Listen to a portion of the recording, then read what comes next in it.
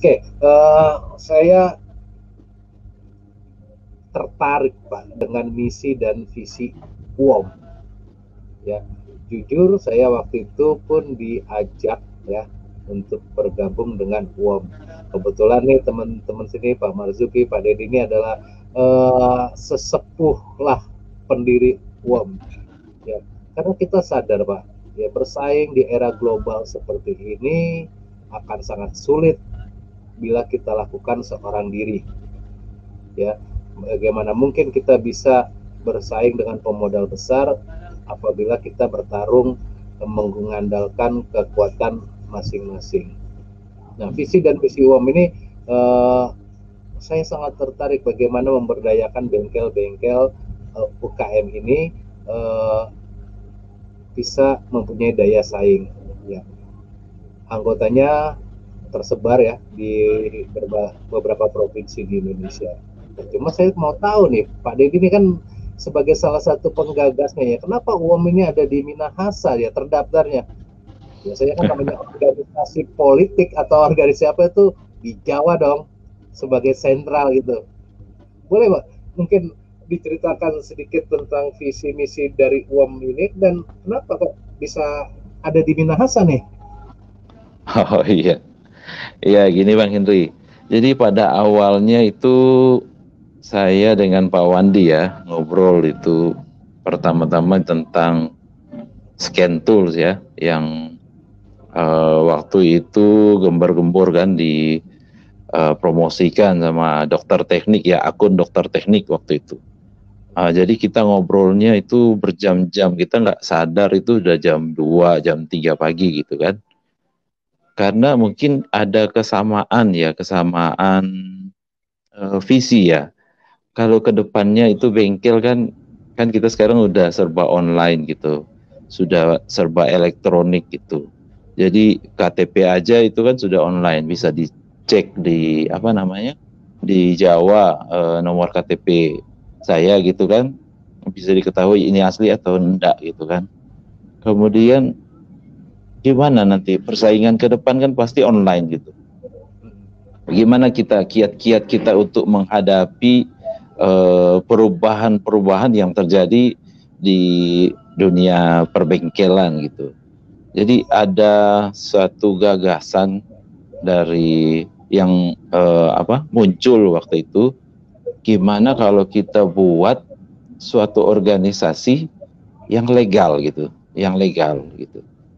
Jadi kalau ada organisasi yang legal, kita ada para mekanik dan pengusaha bengkel UKM itu bernaung di bawahnya, kita bisa bersatu, kita bisa mempunyai satu visi, kita bisa mengalahkan itu persaingan-persaingan yang di luar gitu.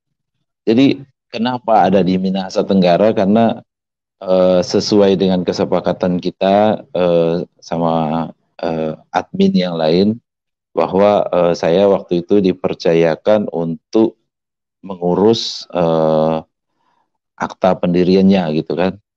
Jadi saya buat di Kabupaten Minahasa Tenggara. Kenapa? Untuk sebagai sesuai kesepakatan kita juga untuk training centernya di Jakarta memang tetap, tapi pusatnya tetap di Minahasa Tenggara. Jadi dapat mencitrakan gitu kan, mencitrakan bahwa Indonesia itu memang luas gitu. Indonesia itu memang luas, bahwa suatu organisasi itu tidak dapat dipandang dia berdirinya di mana, tapi dipandang karena visi misinya gitu. Itu Bang Henry. Oke, saya menarik tadi saya katakan visi dan misi UOM ini ingin memberdayakan teknisi Bengkel otomotif, UKM. bengkel UKM ataupun mekanik-mekanik freelance ya yang tergabung di UOM.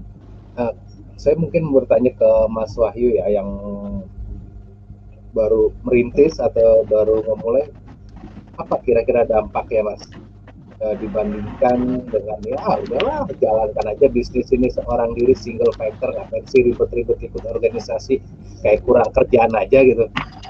Ya, yeah. Dampaknya sih sangat luar biasa dalam arti kita bisa saling sharing antar daerah, terutama problem-problem unit sih. Masalahnya di sini juga untuk mobil-mobil yang ibaratnya jenis-jenis pengeluaran baru kan belum terlalu banyak. Yang paling banyak ini daerah-daerah Jawa. Jadi Jawa sudah dapat duluan, permasalahannya di Kalimantan baru-baru aja seperti itu. Nah, jadi sharing di situ, terus ibaratnya ada tambah saudara, terus kalau kita kesulitan cari spare part yang kayak tadi, kita bisa juga saling nanya ke teman-teman kita sendiri juga seperti itu. Dan untuk dari UOM sendiri juga memberikan ibaratnya pengajaran bahwa pengelolaan sistem bengkel itu seperti ini loh, standarisasinya bengkel itu seperti ini. Misalkan kita harus pakaiannya rapi, terus alat-alat, tool-tool kita itu harus disusun dengan yang rapi, sesuai dengan tempatnya. Mekanik tidak boleh pakai sendal jepit atau semacam tambah-tambah lagi lah. Ada yang pakai cover fender segala macam itu. Begitu Bang Henry. Jadi buat Mas Wahyu dengan bergabung di suatu komunitas organisasi itu cukup penting ya sebagai media kita menambah pengetahuan. Ya, betul. Oke. Di teknologi internet sekarang di dunia maya ini kan ada istilah yang dekat jadi jauh, ya, yang jauh jadi dekat. Ya, kita berkomunitas nih, kita menggunakan media Facebook, ya, Mas Wahyu di Kalimantan, kemudian Bang Herlian di Aceh, menjadi satu dalam satu komunitas. Tetapi apakah maksud saya bengkel-bengkel di sekitar kita itu bisa kita rangkul gitu? Ya karena itu yang memberikan dampak paling besar ya. Ya. Nanti kita mengabaikan, kita berkomunikasi dengan bengkel-bengkel di luar daerah, ya keliling kita aja kita nggak kenal gitu. Ya. Seperti tadi Bang Herlian katakan, ya mungkin ada bengkel yang standarnya asal-asalan yang bikin kecewa. Karena ingat, orang ketika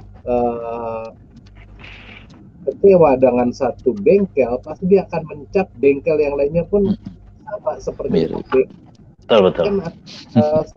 Mungkin tingkat kepercayaan pelanggan kepada bisnis bengkel itu rendah ya Pak. Mereka takut gitu masuk ke bengkel, nanti banyak tipu-tipunya gitu. Nah kira-kira nih saya ingin bertanya dengan Bang Herlian yang tadi mungkin mengenai bengkel-bengkel yang ya dalam tanda kutip tidak bekerja dengan sesuai etika perbengkelan, sesuai standar. Apakah ada usaha Bang di situ untuk merangkul bengkel-bengkel di sekitar tersebut untuk bekerja sesuai dengan standar gitu, Bang Herlian? Iya, benar sekali Bang Henry. Ini dalam beberapa ini kita sudah melakukan Bang Henry ya. Misalnya kita berbicara seperti ini, nah, kita akan bantu. Gitu. Ada bengkel teman kita yang tidak pernah menangani misalnya sistem common rail. Jadi begitu, oh ini saya ada ini, silakan bongkar aja. Nanti akan saya bantu, saya akan datang ke sana. Jadi kita seperti itu. Jadi Bang Henry kita akan bantu terus. Dan kita berusaha nanti kita akan ajak Bang Plan gimana.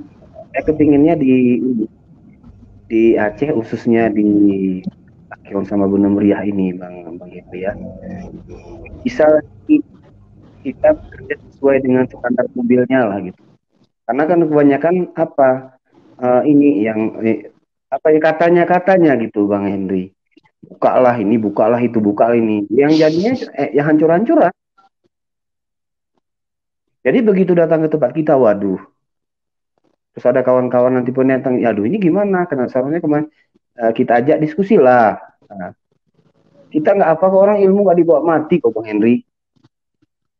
Nah, saya itu aja prinsipnya. Kalau mau belajar, ayo kita sama-sama belajar, ayo lah. Karena gini Bang Hendri, yang kasihan nanti ini ada berapa udah bongkar sini bawa kemari bawa kemari. Akhirnya yang kasihan customernya, karena dia harus mengeluarkan biaya jutaan lagi. Malah sudah bisa dia untuk mobil kelas Kijang atau Panther gitu loh, Pak. Bang Hendri kan. Cuma Bang Hendri, di sini kita terbentur dengan ego Bang Hendri. Nah, ego. Karena merasa mampu, merasa ini apa tuh, aku kan bisa, aku ngapain bertanya. Kita udah pernah bilang, dunia otomotif itu sama dengan sekolah. Kita belajar dan terus belajar karena teknologi berubah terus. Jadi kalau kita masih tetap pegang ini, ya sampai kapan kita bisa seperti itu Bang Edi? Jadinya karena ego, datang mobil misalnya ada rebon langsung bongkar aja. Sementara hasilnya hancur-hancuran Bang Dedi. Jadi ke arah sana kawan-kawan gimana kita diskusikan. Kalau misalnya ada apa, saya siap membantu kok. Kita belajar bersama, kayak gitulah, Bang Dedi. Ya, ada apa? Kalau kita bicara tentang dunia kedokteran yang pada dulu dipaham ya, ada kode etik, ya. Ketika kita sakit, ya, kemudian kita berobat dengan seorang dokter, kita kurang puas dengan analisa dokter tersebut. Ya, kemudian kita butuh second opinion, kita cari dokter lain. Itu emang hak kita sebagai pasien. Tapi ada satu hal yang menarik yang saya perhatikan, ketika kita berobat ke dokter yang lain, kita cerita kronologi penyakit kita, dokter yang kita datangi kedua kali itu tidak akan pernah menjelek-jelekan dokter sebelumnya, karena mereka memegang kode etik ya. Mereka pasti akan menjelaskan secara diplomatis ya tentang metode pemeriksaan yang berbeda dari setiap dokter. Nah ini tidak terjadi kalau kita bicara tentang bengkel. Ya, ada pelanggan kecewa dari satu bengkel, kemudian dia mencoba bengkel berikutnya untuk second opinion. Nah biasanya habis nih bengkel yang pertama dibully ya kan. Wah, tidak benar ini. Nah, itulah yang saya bilang, ketika kita menjelekkan bengkel tersebut secara tidak langsung, itu pun akan menjelekkan kita karena kita berada dalam industri yang sama ya. Ya, karena itu dengan adanya komunitas ini ya, kita bukan orang-orang hebat yang paling pintar, enggak. Justru dengan adanya komunitas ini kita belajar bersama, itu seperti Mas Wahyu bilang, ya dia mendapatkan banyak pelajaran yang mungkin nggak didapatkan secara teori di sekolah, ya kemudian seperti Pak Marzuki di Lamongan tadi katakan, dia basicnya bukan orang otomotif, ya, tetapi dengan adanya organisasi komunitas mau merendahkan dirinya belajar, ya supaya bisnis bengkel umum ini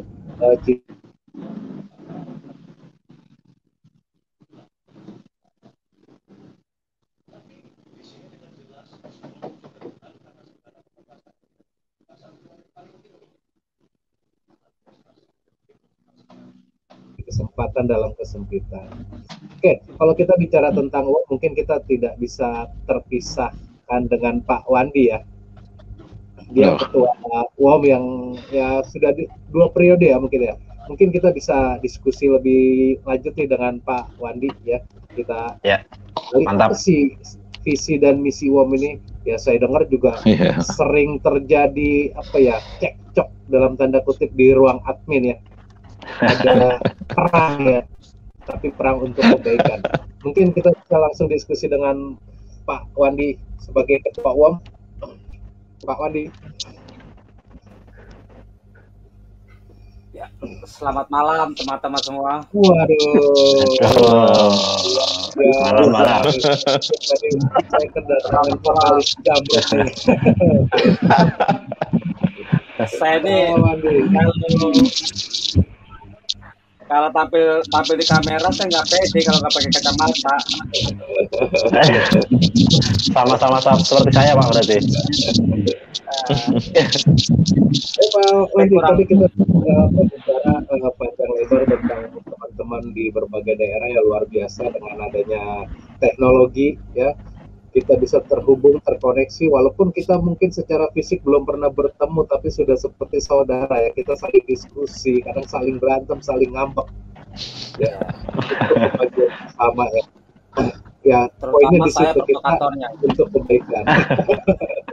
Pak Wadi, saya ingin tanyakan, Pak, apa sih sebenarnya latar belakang berdirinya komunitas? Kami sudah banyak loh, Pak.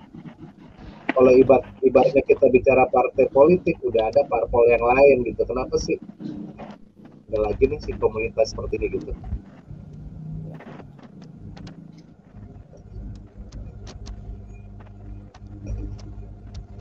Pak Wandi, wah mungkin ada masalah jaringan ya.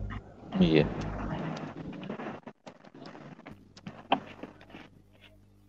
Ya, gimana Pak Henry? Suara saya bisa terdengar, Pak?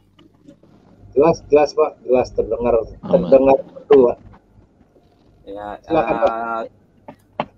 menarik pertanyaan Pak Henry. Kenapa mesti ada didirikan lagi organisasi padahal di luaran juga sudah banyak organisasi? Saya mengenal organisasi dunia otomotif mungkin dimulai daripada tahun 2013. Saya mulai masuk di beberapa organisasi otomotif. Namun yang terjadi, organisasi otomotif bukan mempersatukan mekanik, bukan membuat titik mekanik, tapi akhirnya menjadi dunia ajang perdebatan. Kalau debatnya secara data, debatnya secara ilmiah, itu sangat menarik. Namun akhirnya berujung debatnya kepada penyerangan personal. Nah, lepas dari itu Pak Henry, terus saya belajar di mana letak-letak kesalahan-kesalahan daripada organisasi yang banyak ini. Nah, sebetulnya UOM ini adalah terjadinya UOM ini berkolaborasi dari organisasi yang lain. Misalnya dulu organisasi ini Abindo apa kelemahannya, organisasi ini apa. Jadi yang positifnya itu saya tampung Pak. Yang positifnya saya tampung, saya bentuklah Union of Mechanical ini. Rekrutnya harus mekanik, jangan diajak. Kalau dia mau ikut, ayo gabung. Jangan pernah diajak. Ya, karena pada saat saya pelajari di alam organisasi lain, ketika mekanik itu diajak, ya Pak, untuk masuk, ternyata ya nggak produktif gitu Pak. Karena apa? Karena kenyataannya kan nggak mau gitu kan, nggak mau kok diajak gitu kan, jadi nggak produktif. Jadi di sini saya menarik sengaja, bahkan saya memakai sistem namanya eliminasi. Pada saat itu ada 300 member sampai 500 yang terdaftar, sampai sekarang mengkerucut menjadi 56 anggota Pak Dedi, Pak Henry. Oke, sebuah organisasi itu harus ada manfaat untuk anggotanya. Nah, manfaat itu kan pasti ada kegiatan-kegiatan yang dilakukan, Pak. Selain kita berkomunikasi, sharing melalui dunia digital seperti ini, mungkin ada poin-poin penting yang UOM sebagai organisasi berikan untuk anggotanya, Pak. Atau akan diberikan atau sebagai visi dan misi tersebut. Betul sekali Pak. Jadi ini juga saya belajar dari organisasi lain karena nggak ada pemanfaatan Pak, nggak ada pemanfaatan, nggak ada timbal balik daripada satu antara organisasi antara anggota, tidak ada timbal baliknya di sana. Akhirnya organisasi itu bagaikan grup konseling Pak, konseling DTC. Ya kalau ada DTC dia muncul, nggak ada DTC dia nggak muncul. Nah, akhirnya saya beranjak dari sana. Ketika itu sangat menarik Pak. Ketika itu kita mulai UOM itu didirikan pada bulan Maret Pak. Lalu disahkan bulan April. Jauh sebelum COVID kita sudah merealisasikan yang namanya transformasi era digital, transformasi SDM era digital. Jadi kita belajar SDM melalui daring Pak. Sebelum sekolah-sekolah melakukan daring, UOM sudah melakukan daring terlebih dahulu melalui media Zoom, melalui media, bahkan sekarang kita punya Google Classroom. Jadi pemanfaatan yang utama adalah saya berusaha untuk menstandarisasikan budaya membaca. Jadi saya sediakan namanya Google Classroom. Apa sih pemanfaatannya budaya membaca? Agar ketika mekanik ini berargumen kepada customer, itu yang dapat diterima, ya gitu Pak, dapat diterima. Jadi saya budayakan dulu, itu budayakan membaca. Saya buka Google Classroom, jauh sebelumnya kita melalui WA, lalu kita ke Zoom. Nah, lebih daripada itu Pak, lebih daripada itu, kok training, kalau kita lihat BLK, ketika BLK itu training, mereka itu ada namanya istilahnya Pak, penempatan tenaga kerja. Nah, bagaimana UOM ini juga punya penempatan tenaga kerja, tapi dengan teknik yang lain. Contoh misalnya kursus Avanza, kursus Mercy, kursus ini. Ya, tapi kalau nggak berani terima Mercy kan percuma. Akhirnya saya buatkan sesuatu website, saya buatkan map untuk agar mobilnya itu maulah masuk Mercy, masuk Avanza, masuk yang lain-lainnya. Bersyukur menjelang program ini berlaku 7 bulan dalam berlaku, bengkel-bengkel UOM sudah berani terima Fortuner, sudah berani terima mobil-mobil yang berkelas gitu Pak. Jadi jangan hanya lu belajar tapi nggak disalurkan gitu loh Pak. Jadi di UOM itu disalurkan gitu Pak, diiklankan melalui website. Kita pun gembar-gembor, kita iklankan, kita saring ini. Tujuannya adalah agar ada media prakteknya gitu loh Pak. Ada media prakteknya. Sekarang kan gini Pak, kalau kita sistem daring, webinar, seminar, prakteknya gimana?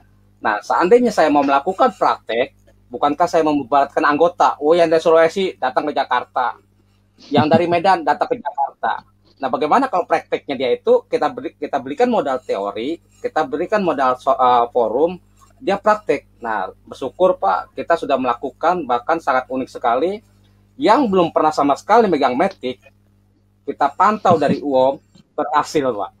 Itu Pak, pemanfaatannya kurang lebih seperti itu Pak Hendri. Oke, langkah-langkah ke depan apa Pak yang mungkin jadi program-program UOM nih, supaya tadi proses pembelajaran, kemudian proses standarisasi, tadi kita bahas tentang perlunya setiap daerah bersaing kan hanya berdasarkan harga, karena ketika kita bersaing terus dengan harga, yang ada adalah kita akan mematikan industri ini ya seperti tadi, kita nggak akan berani, kita tidak akan mampu membayar tenaga kerja mekanik dengan gaji yang tinggi. Karena apa? Kita jual jasanya pun murah gitu. Harga. Jasa murah, ya. Tenaga kerja yang bekerja pun pasti harus dibayar dengan murah. Gimana kira-kira Pak, ada kiat-kiat kah dari UOM, kemudian program-program apa yang akan dilakukan ke depan? Jadi sebetulnya Pak, memang standarisasi itu harus ada Pak. Standarisasi itu harus ada. Biasanya kalau dalam dunia brand, minimal itu Pak standarisasi skill lah, minimal. Walaupun nggak standarisasi tempat, walaupun nggak standarisasi tool, minimal saja standar skill. Namun apa yang harus UOM upayakan ini Pak, ya, karena standar skill kita mungkin belum bisa, tapi kita kiat arah sana itu udah otomatis ada. Kita udah mulai training, kita tiap minggu kita training, tiap minggu kita juga ke Google Classroom, itu tetap kita lakukan terus menerus dalam seminggu. Bahkan memang aku sendiri ada rasa kecenderungan Pak, makanya gue jenuh nih. Tapi kalau saya jenuh, bagaimana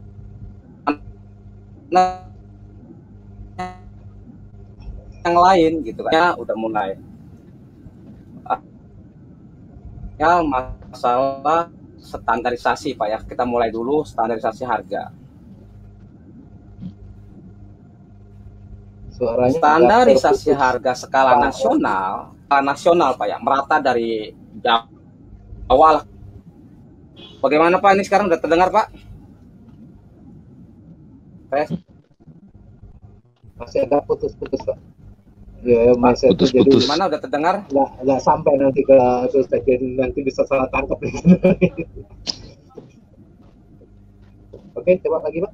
Oh ya, coba Pak ya, coba saya coba mungkin tes. Gimana Pak? Terdengar Pak? Ya, kedengeran Pak, kedengeran. Silakan Pak.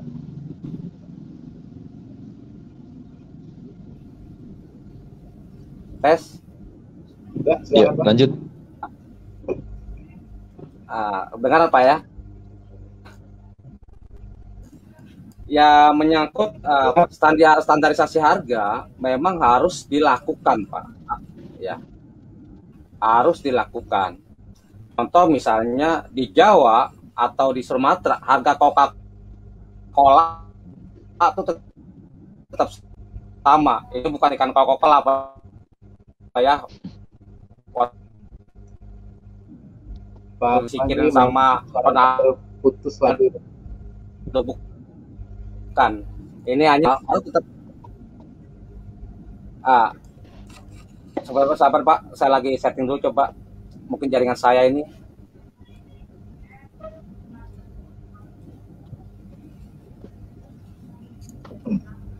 Ini Pak gimana Pak? Udah terdengar? Ya, kedengeran Pak, kedengeran.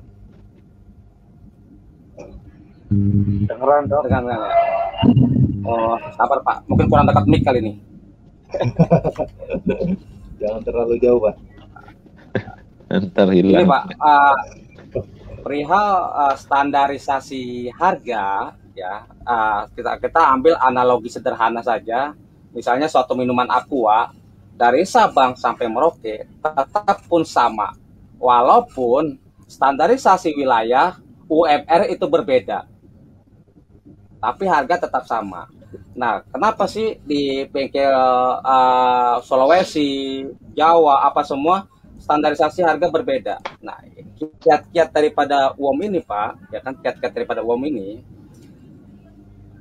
untuk kita buat standarisasi harga itu memang sangat sulit Pak ya, sangat sulit dalam skala nasional. Tapi bukan hal yang mustahil untuk bisa UOM lakukan. Bukan hal yang mustahil, semua serba bisa. Kiat-kiat saya nanti Pak, kiat-kiat saya adalah untuk mengundang atau mengajak organisasi lain untuk kita bergabung duduk bersama-sama. Misalnya nih organisasi mekanik A, ya kan? Lu standarisasi anggota lu berapa harganya? Untuk daerah Sulawesi misalnya, organisasi kamu berapa? Lalu organisasi Palembang kamu berapa? Jadi nantinya kalau setiap organisasi mencuatkan namanya, ya, nama organisasinya seperti UOM dijadikan brand, lalu nanti yang terjadi adalah bukan perang dagang mekanik Pak, bukan perang dagang bengkel, tapi yang terjadi nanti adalah perang dagang brand, semacam ya Toyota sama Mitsubishi misalnya kan.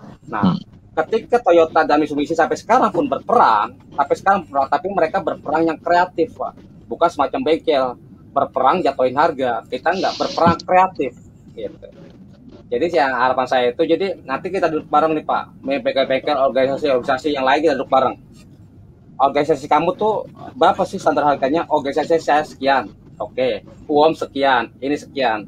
Nanti Pak, standarisasi itu kita akan dapat Pak, per wilayahnya, per brandnya kita akan dapat. Ya, saya ambil analogi sederhana gini Pak, Indomaret, Alfamart atau Alfamidi.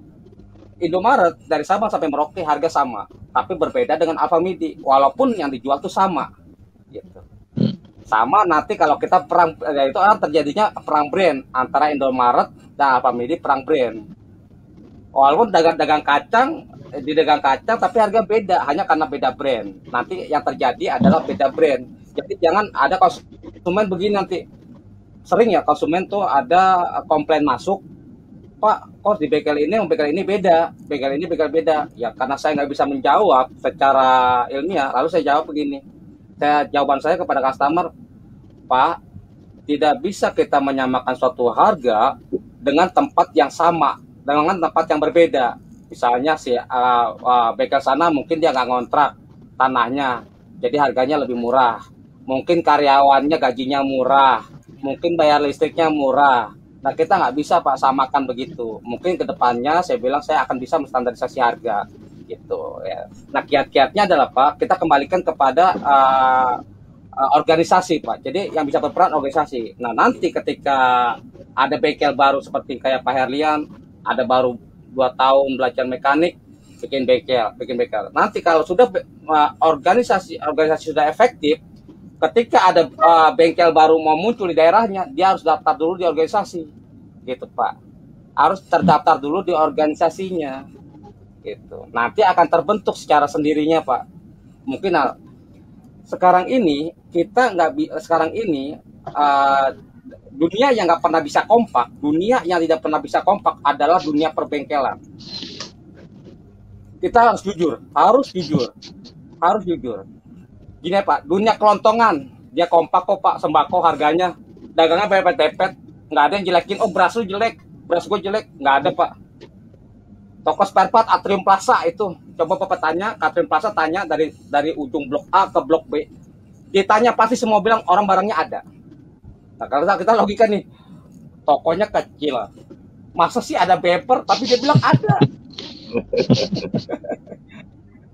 Mereknya Honda, kita tanya barang Toyota ada. Ternyata mereka, setelah saya pelajari, ternyata mereka menjual istilahnya tuh broker di toko sebelah. Dia jualin barang toko sebelah, dia dapat komisinya.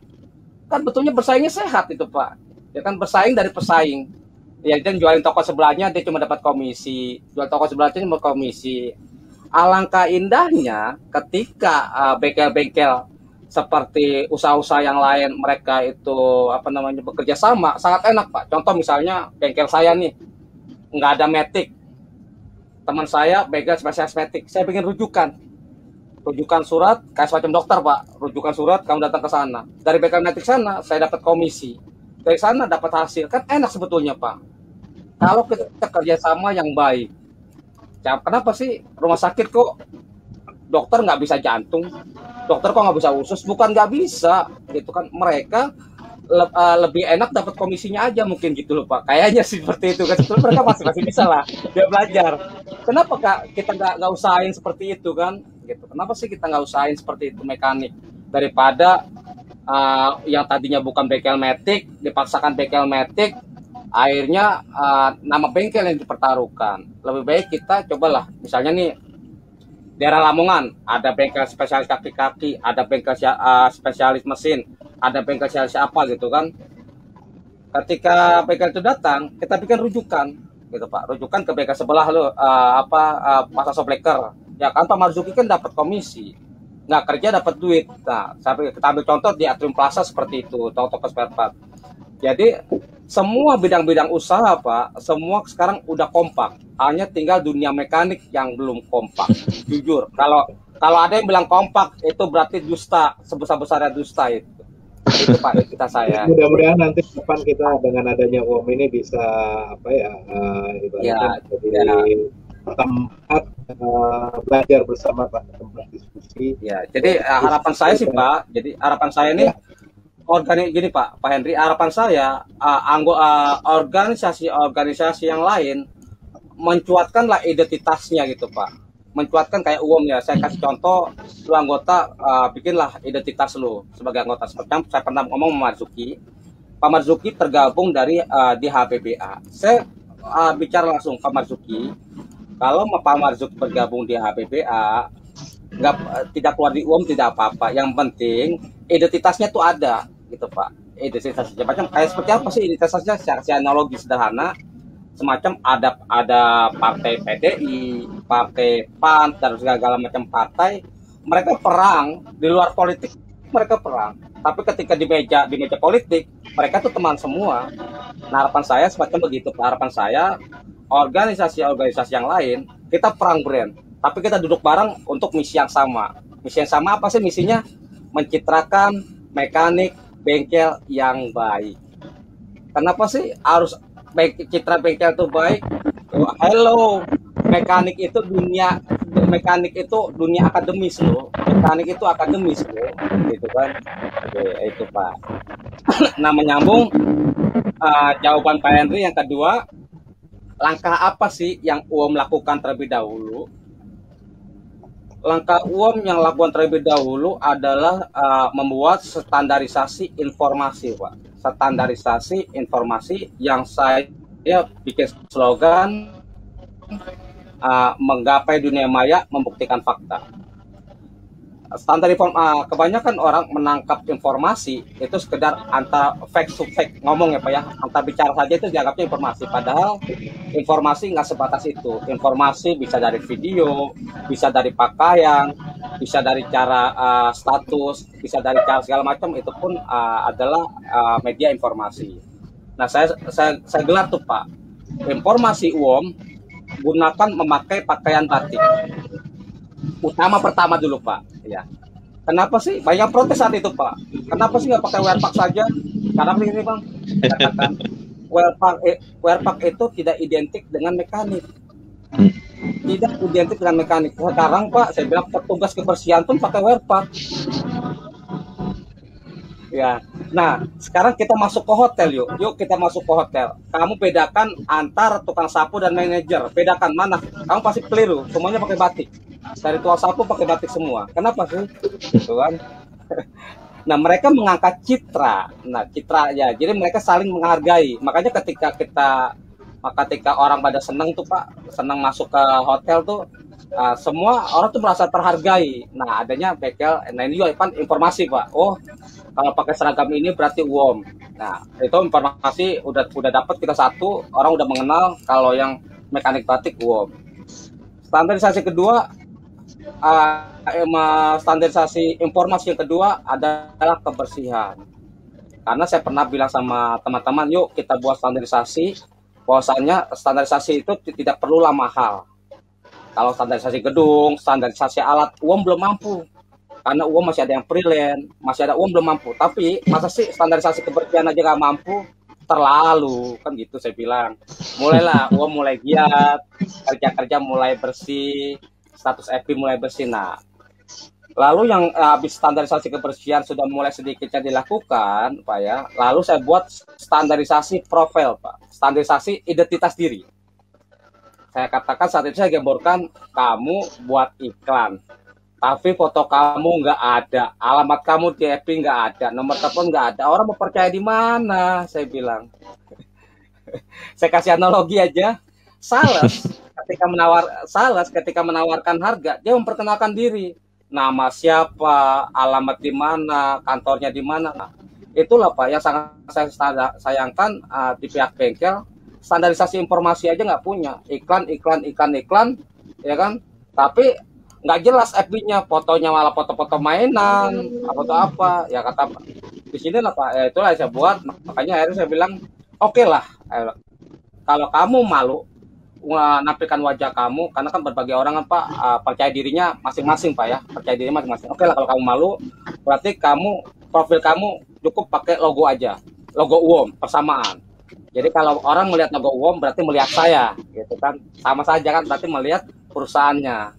Saya buat standarisasi yang namanya profil yang jelas, udah mulai pasang foto yang jelas.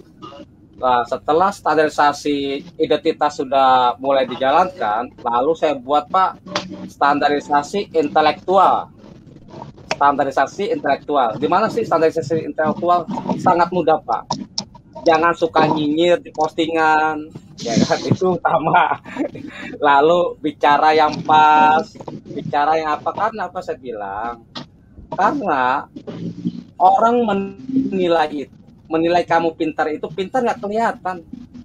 Kalau di dunia maya itu pintar nggak kelihatan. Kelihatan pintar dari mana? Kelihatan pintar dari apa yang kita tulis, apa yang kita upload, apa yang kita lakukan. Itulah kepintarannya. Bahkan pernah saya katakan, jangan orang lain menilai bodoh sebelum ketemu. Ya karena apa? Karena padahal kita pinter Pak, tapi karena bahasa kita tuh sembrono, karena status pakaian kita sembrono, karena apa-apa sembrono, lalu orang menilai kita bodoh, padahal kita pinter. Bahkan ada pernah saya berdebat pernah saya berdebat dengan salah satu mekanik, berarti yang menilai salah loh. Saya bilang gini, jangan pernah menyalahkan penilaian orang lain kalau kamu mencitrakan seperti itu. Jadi apa yang orang lihat, apa yang orang baca, apa yang orang dengar, disitulah terbentuk sudut pandangnya. Itu. Ya, dia ngambil analogi gini Pak, ambil analoginya, lah Bob Sadino pakai celana pendek apa dihargai? Iya dihargai setelah sukses. Sebelum sukses saya dulu dia rapi waktu masih jadi sales. Saya bilang kalau kamu udah sukses, orang udah tahu miliarder, kamu telanjang juga dipercaya kan gitu. Jadi kebanyakan orang ambil analogi itu yang apa Pak? Analogi yang standar ganda gitu loh Pak.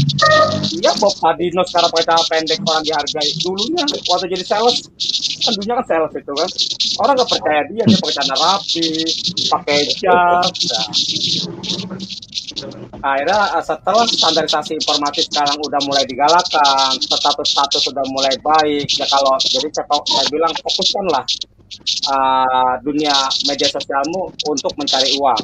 Cukup kamu status masalah bengkelmu, masalah karyawanmu, masalah manajemenmu. Jangan masalah rumah tangga dibawa-bawa, nggak profesional. Gitu kan? Itu. Nah, mulai ini mempunyai visi ke depan ya Pak, yang bagaimana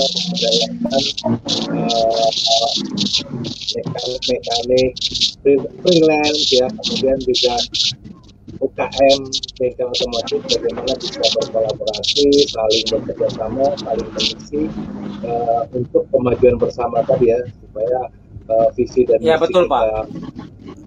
Bisa melayani pelanggan, kemudian merubah citra bisnis otomotif atau bisnis bengkel umum itu menjadi lebih baik di mata masyarakat. Oke. Kemudian Pak, mengenai perkembangan teknologi kan, kita tidak bisa pungkiri bisnis bengkel mobil ini erat dengan teknologi yang terus berkembang gitu. Sedangkan sekarang kita lihat latar belakang anggota UOM pun bermacam-macam ya.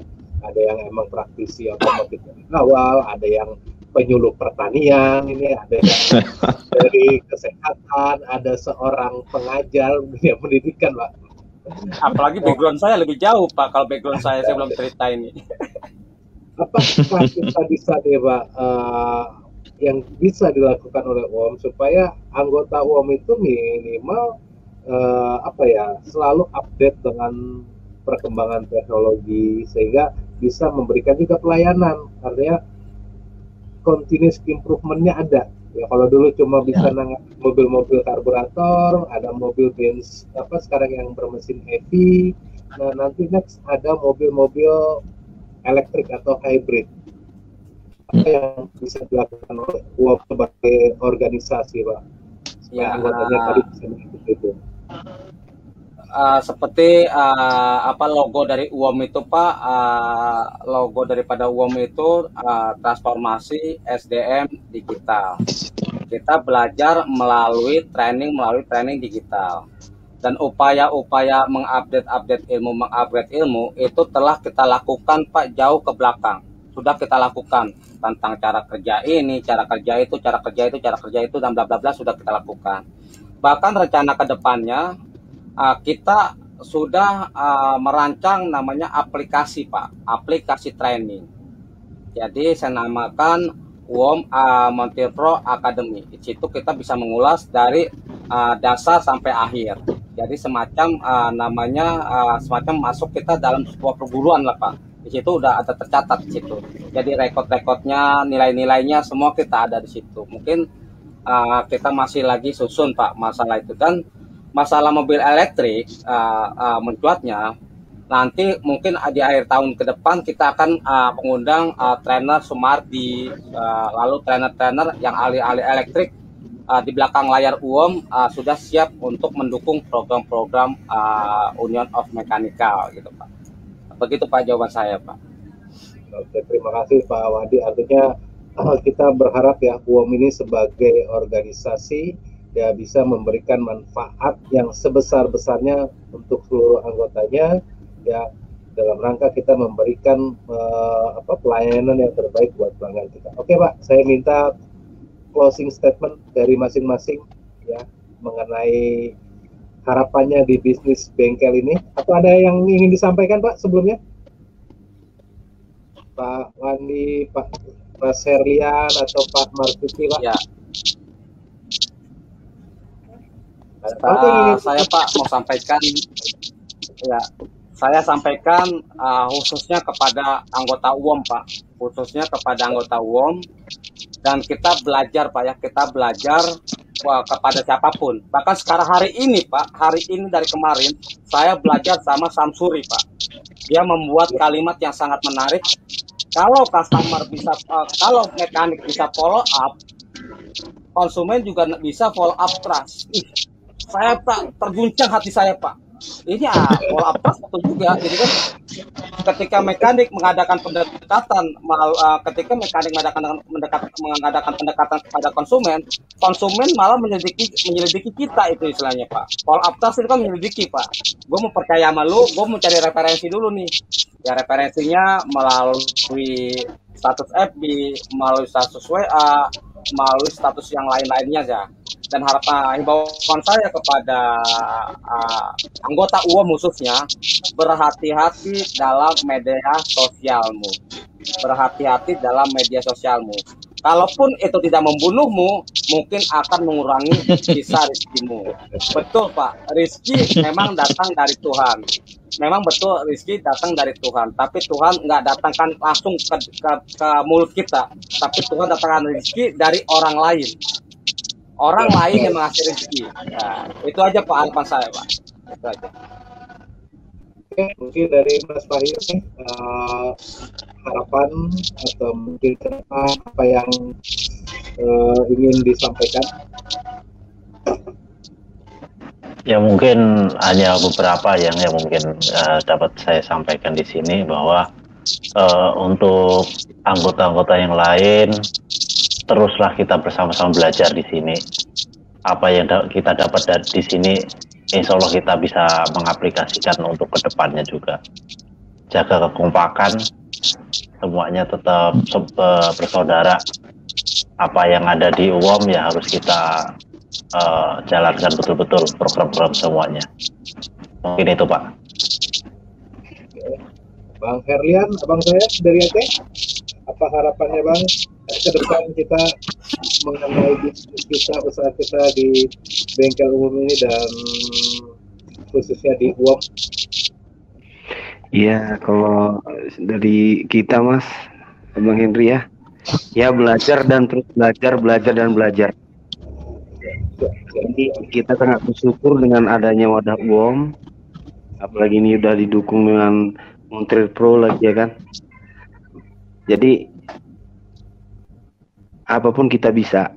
Makanya ada moto UOM bersatu kita bisa.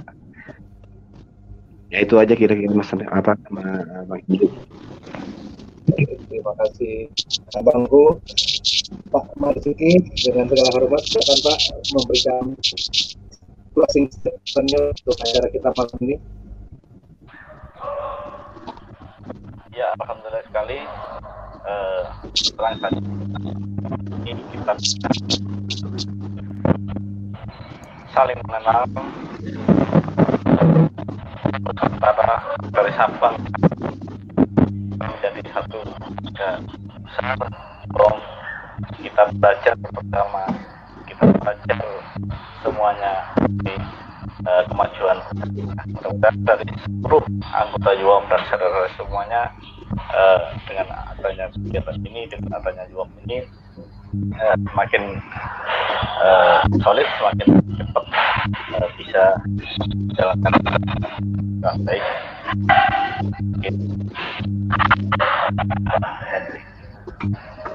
Terima kasih Pak Marzuki. Om Deddy yang terhormat.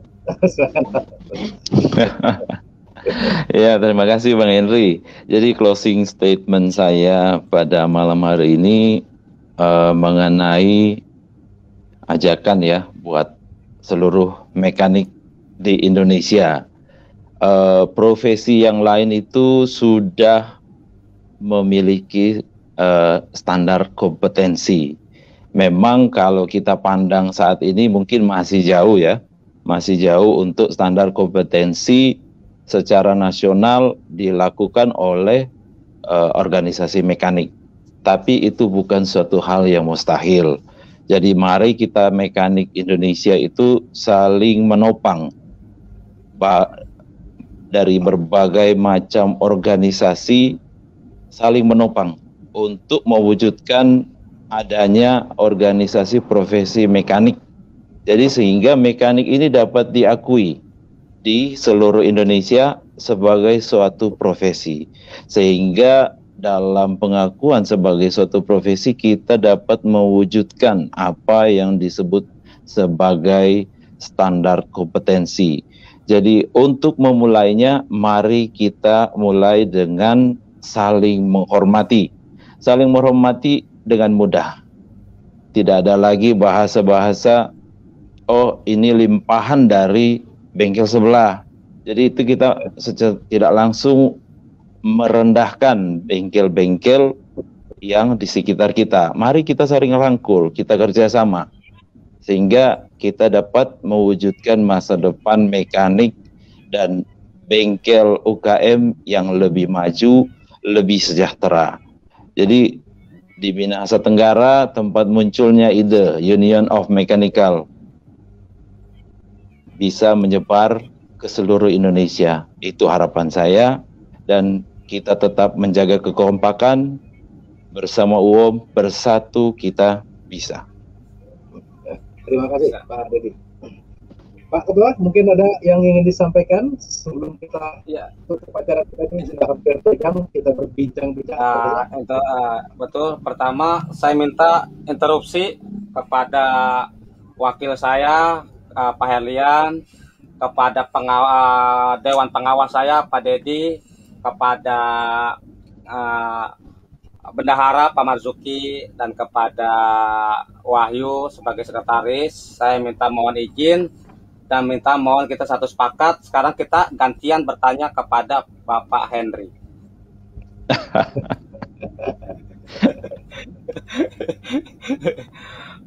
Pertanyaan saya gini Pak Henry. Pertanyaan saya Pak Henry, saya rekrut untuk mentraining anggota-anggota UOM.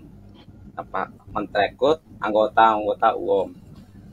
Saya ingin ada tanggapan Pak Henry. Kira-kira sedikit aja pelegah hati saya, kira-kira bisakah tidak organisasi A, organisasi B, organisasi A atau C, perwakilannya kita kumpulkan, lalu kita membuat suatu grup perwakilan organisasi mekanik seluruh Indonesia. Kira-kira tercapai nggak Pak impian itu? Itu apa ya, pertanyaan yang cukup sulit untuk dijawab. Ya seperti Pak Ketua tadi katakan, tidak ada yang mustahil gitu. Tapi bagi saya pribadi, saya tidak peduli apa yang orang lain lakukan, tapi saya melakukan apa yang terbaik yang bisa saya lakukan untuk dunia ini gitu, untuk dunia otomotif ini atau untuk industri kita ini. Whatever orang lain mau melakukan apa, terserah orang mau bergabung atau tidak, atau terserah orang bilang lu kurang kerjaan, tapi apa yang ada pada saya yang bisa saya berikan kita semua, itu akan saya berikan.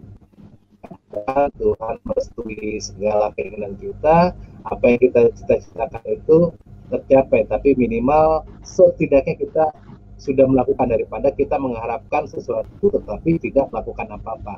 Mungkin jawaban saya itu Pak, tapi kalau dijawab apakah itu mungkin, yang penting kita lakukan apa yang bisa kita lakukan saat ini. Ketika itu orang melihat baik, ada hasilnya, ya saya yakin kebaikan itu akan menular, ya, akan membuat orang lain juga termotivasi melakukan itu. Itu mungkin Pak Ketua. Ya, terima kasih Pak, jawabannya agak lega sedikit nih, agak lega berarti saya bisa. Oke, ada lagi Pak? Lega nih. Ya sudah Pak, cukup sekian Pak. Oke, terima kasih ya. Ini pembicaraan hampir 2 jam ya, dengan sahabat-sahabat kita dari berbagai daerah. sekali lagi kita berterima kasih dengan adanya teknologi ini. Walaupun kita belum pernah berjumpa secara fisik, ya kita bisa saling berdiskusi, saling mengisi, saling memberikan yang terbaik untuk industri otomotif kita. Kita berharap ke depan kita juga bisa tetap saling sharing, ya kita bisa saling memberikan informasi-informasi yang terbaik, ya. Bagaimana industri otomotif ini khususnya di bengkel umum bisa naik citranya gitu. Kita bisa merubah stigma bengkel umum yang dulunya dipandang sebelah mata, oh ternyata ada hal yang baik yang bisa kita lakukan.